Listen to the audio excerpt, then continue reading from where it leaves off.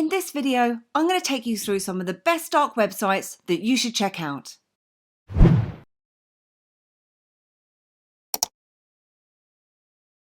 I'm Louise Elizabeth and welcome to Every Bit Helps. I really hope you enjoyed this video today, and if you do then please give me a like, hit the subscribe button and share if you feel that others may benefit. Also, please do head over to my website at www.everybithelps.co.uk where a related blog post is also available. This is an updated video to a recent upload I created, and I'm briefly going to give you a quick overview and address some questions and concerns that I had from the past video. If you fancy checking out the dark web, but you're not too sure where to start, then I'll show you some handy dark websites to get you started. First of all though, a quick introduction to the differences between the deep and the dark web. Well, the deep web is basically anything on the internet that can't be found using a search engine. And this could be the likes of your DMs or private images on social networks, or your personal emails from within your Gmail account. The dark web is a subsection of the deep web, and it's largely responsible for the deep web's bad reputation. This is where you might find black markets, identities for sale, or unpleasant or dark images. Although if you know where to find them and sort through all the clutter, you'll also find some great websites, which is what I'm going to be showing you today. Before you get started, to access the dark web, you'll need to download and use a dark web browser. And you can use the Tor Browser run by the Tor project.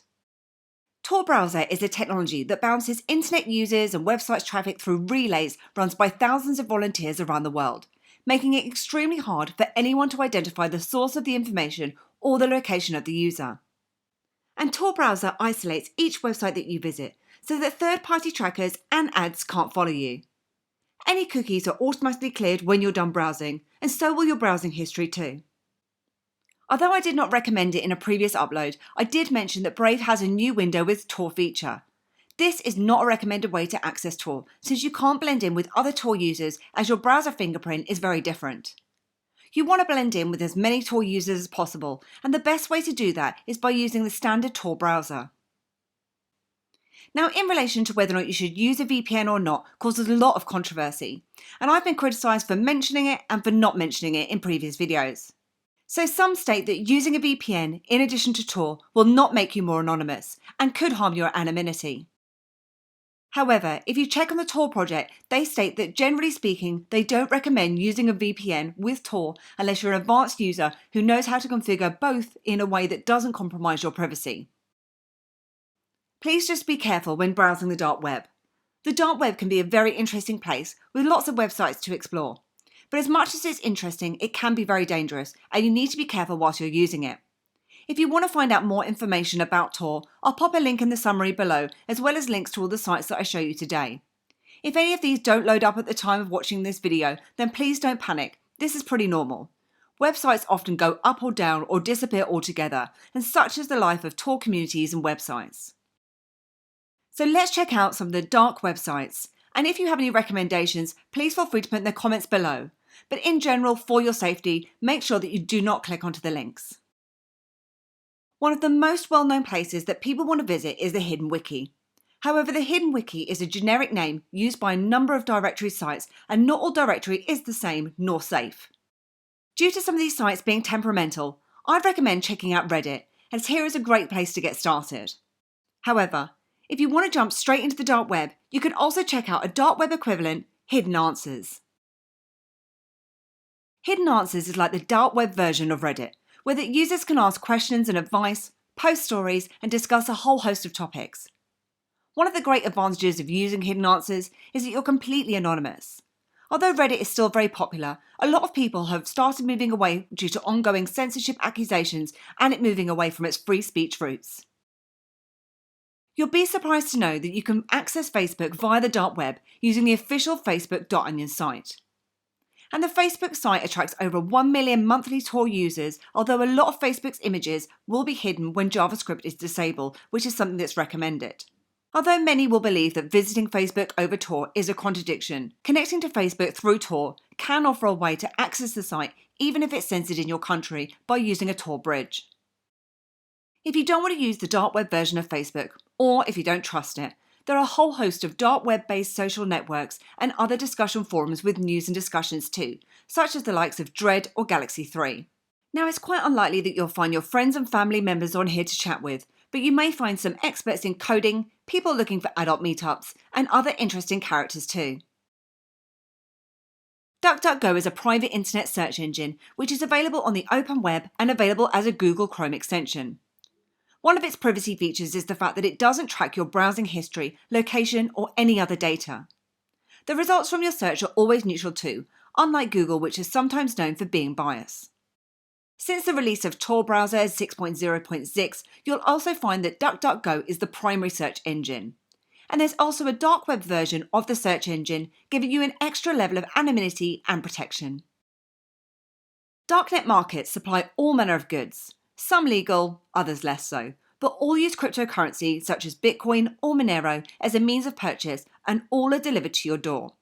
Previously, the most popular darknet market was the Silk Road. But to find a current list of the most popular markets, such as White House Market or Empire, you can either go to dark.fail or Darknet Live.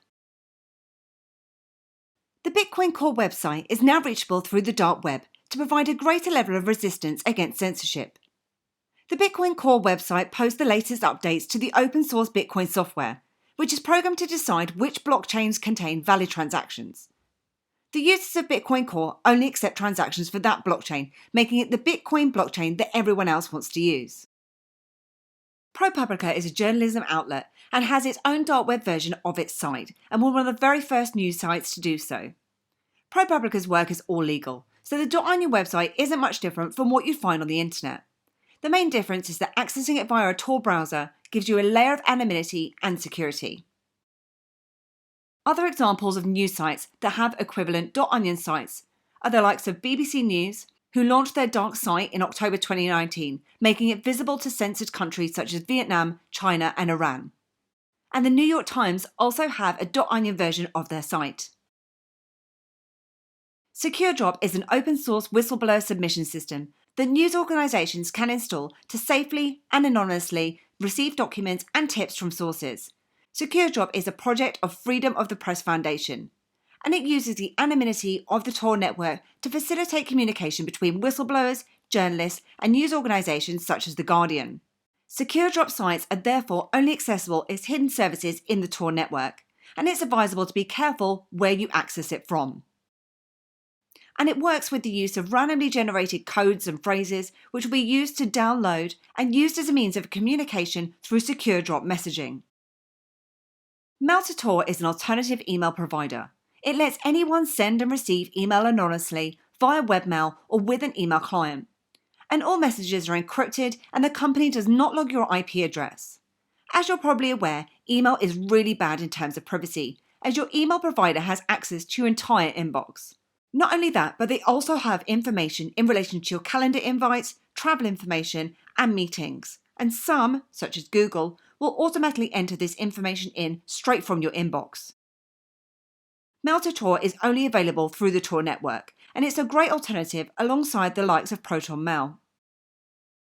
Onion Name is a specialist service which allows you to purchase a .onion domain so that you can host your own .onion website. Because of the way the network works, you can't purchase the Onion domain from a normal registrar like GoDaddy. So head over to Onion Name if you want to get started with hosting, and you can pay for all of these with the likes of Bitcoin. This is a bit of a weird and wonderful one to add to the list. With NumberStation, you're immediately directed to an audio player.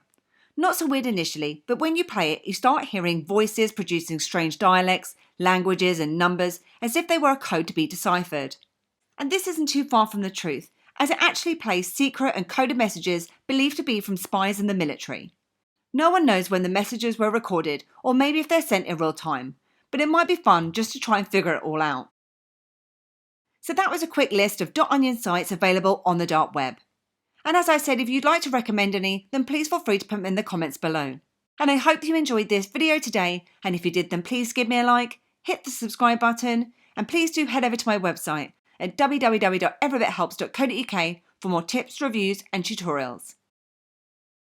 Thanks, and I'll see you soon.